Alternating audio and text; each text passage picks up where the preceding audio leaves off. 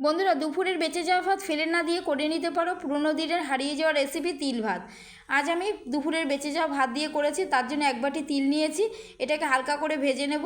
নিয়ে মিক্সির জারের মধ্যে এটাকে আমি গুঁড়ো করে নেব। তোমরা এটা টাটকা ভাত দিয়েও করে নিতে পারো। দেখো গুঁড়োটি আমার হয়ে গেছে। কড়াইতে একটু সর্ষের তেল দিলাম, আর কয়েকটি কারি পাতা দিয়ে একটু ভেজে নেব। 1 চামচ মেথি দিয়ে ভেজে নেব।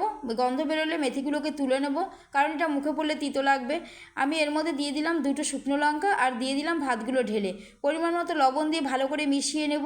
আর তিল গুঁড়ো করে রাখা তিলগুলোকে এর মধ্যে ছড়িয়ে দিয়ে দেবো। আর পরিমাণ মতো চিনি দেবো। আমি এখানে 1 চামচ চিনি দিয়েছি, তোমরা যেরকম মিষ্টি খাবে সেরকম দিও।